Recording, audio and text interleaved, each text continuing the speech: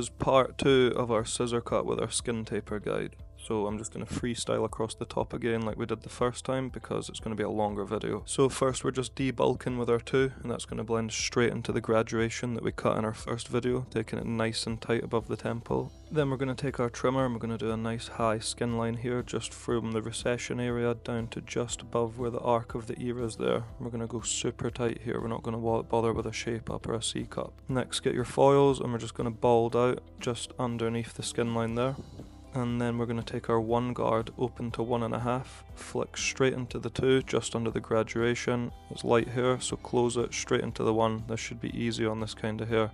Take the guard, 0.5 guard, flicking straight into the 1, stacking those guards on top of one another. Then we're going to take our 0, flick out, get our 0.5 guard, and do a little bit of refining. Sorry, I'm trying to explain this fast, this fade was done really quickly. Then we're just going to soften into the graduation with our scissor over comb next. So I'm going to comb against the way the hair is growing to bring the longer hairs out. Comb it, check how it's looking, then just repeat the process until it's visually blended in.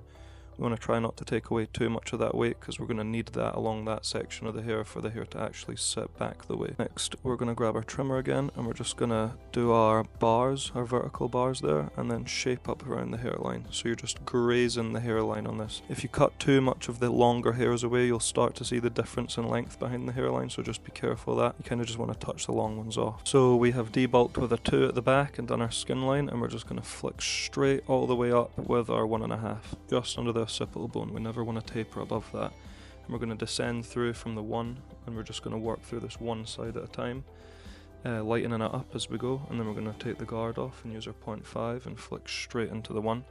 I like to focus on one side of a taper at the back because it makes it a lot more easier to focus on what you're doing. You can use that ring light to shine on it.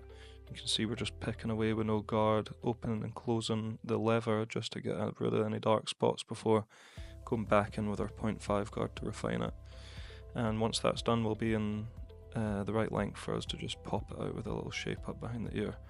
So it's like what we were saying before, you just want to really gently touch away any long hairs here. You don't want to go right into the hairline. You can kind of mess up the fade, show differences of length, and it will just, you know, grow out really badly if you're not careful going into long hair with the trimmer. So as before, we're just going to repeat the process on the other side. 1 guard opened up to 1.5, make sure it's secured off because wall guards like to pop off, the old school ones.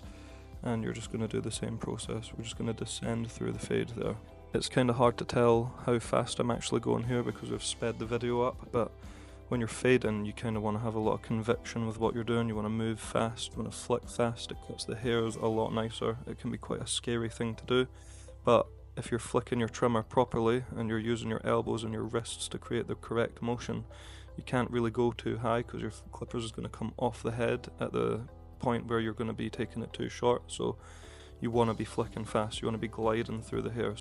It's important to note as well how important it is to cut the graduation to the correct length and do your scissor work properly first, because if you've done your scissor work properly, the clippers are just going to blend straight into that. You're not going to be able to create a wedge, you're not going to be paranoid about like what length you're going to need to take the scissor work to. It's already going to be set. It's like having the foundations of a house ready and you just got to build the rest. There we go guys, that's the finished result. If you found this video helpful, then drop me a follow and comment what else you'd like to see and I'll do my best to help you guys out.